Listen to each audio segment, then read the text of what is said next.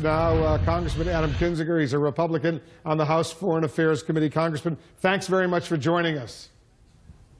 You bet. You bet. Thanks for having me. Based on the trajectory of the missile launch last night, it's very clear that North Korea now indeed has the technology to reach Guam. That's an American territory. 162,000 or so American citizens live there with a weapon. Here's the question. Is that a game changer? I think it is a game changer. Actually, I think we've been in a series of game changers over the last few months here.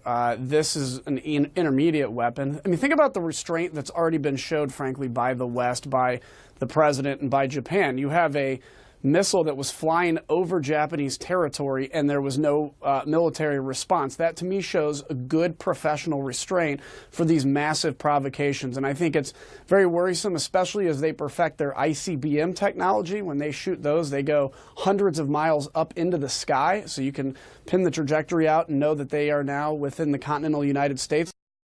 Still key things they need to work out, but the pace they've been showing of development shows that we're probably not far out from them having a completely workable re-entry available ICBM, and that's very frightening to, I think, the future of that region. When North Korea launches these intermediate range or long range intercontinental ballistic missiles, should the U.S. try to shoot them down? Well, it may come to that point. You know, the reality is when they shoot these things, we don't necessarily know where their target is. We can watch their trajectory. We can figure things out. We have very good computers that can determine this stuff.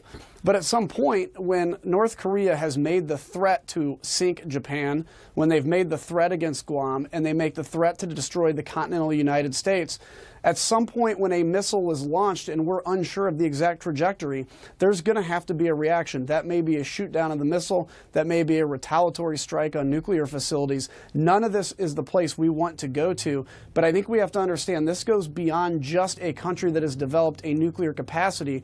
This is a country that has shown the verbal desire and has shown reckless actions that actually puts us in a very dangerous hair-trigger situation. The President's National Security Advisor, General H.R. McMaster, insisted today there is a U.S. military option for dealing with North Korea. Here, I guess the serious question is there a real military option that wouldn't necessarily guarantee the deaths of thousands or tens of thousands or hundreds of thousands of South Korean civilians and American military personnel within a matter of only a few hours or days on the Korean Peninsula?